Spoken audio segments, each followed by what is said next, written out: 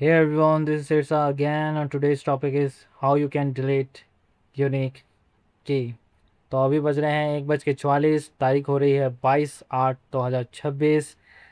तो चलो शुरू करते हैं, लेकिन उससे पहले एक मस्त सी शायरी हो जाए जो मैंने तो नहीं लिखी है ऑफ कोर्स अभी तक, कि मेरी उजड़ी हुई बस्ती को सुनसान रहने दो, कि मेरी उजड़ी हुई बस्ती को सुनसान रहने दो, खुशियाँ रास नहीं आती मुझे यूं ही परेशान रहने दो।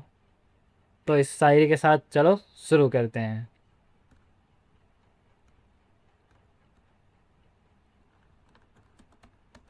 डेट,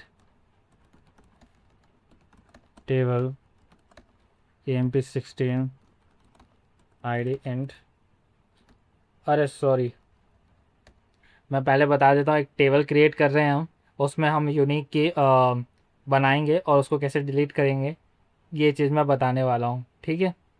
तो पहले करते हैं create table EMP16 ID int unique, ठीक है। तो यहाँ पे हम आते हैं कंट्रोल एंटर। तो यहाँ पे आप देखो एक रो इफेक्ट हो चुकी है, हमारा टेबल 16 क्रिएट हो चुका है। हमने क्या करना है, डिस्क्राइब EMP16 हम लिखेंगे, सेमी कॉलन एंटर। तो हमें यहाँ पे मिल गया ID इंट नल में यस, मतलब नल वैल्यू ऑफकोर्स हम अब यहाँ पे डाल सकते हैं कि क्या है, यूनिक।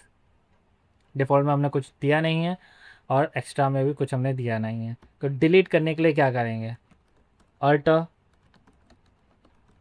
टेबल EMP16, यहाँ पे लिखना होगा हमें इंडेक्स, यहाँ पे लिखना होगा ड्रॉप इंडेक्स ID। अब समझ लो क्यों लिखा है मैंने इंडेक्स, क्योंकि जब भी हमें यूनिक की को डिलीट करना होता है ना, तो हमें इंडेक्स ही लिखना पड़ता है वहाँ पे, समझ गए। और फिर उसके बाद वो कॉलम नेम जिस पे यूनिक की लग रहा है, हम यहाँ पे यूनिक की किस पे लगा रहे हैं, ID पे लगा रहे हैं, इसलिए मैंने यहाँ पीछे ID लिखा है। और इंडेक्स इसलिए लिखा है क्योंकि ये यूनिक की को रिप्रेजेंट कर रहा है। और ड्रॉप इसलिए है क्योंकि इसे हमें डिलीट करना है, ठीक है। तो यहाँ पे देखो बाउंड्री अफेक्ट हो चुकी है। अब हम करते हैं डिस्क्राइब EMP16। तो यहाँ पे देख लो खाली की पे कोई वैल्यू नहीं है। तो आई होप आपको समझ आया होगा कि यूनिक की को हम कैसे डिलीट कर सकते हैं। अगर आपको समझ आया है तो प्लीज़ मेरे चैनल को लाइक करें, सब्सक्राइब करें, वीडियो को शेयर करें और जाते जाते मुझे इंस्टाग्राम पे फॉलो कर लें।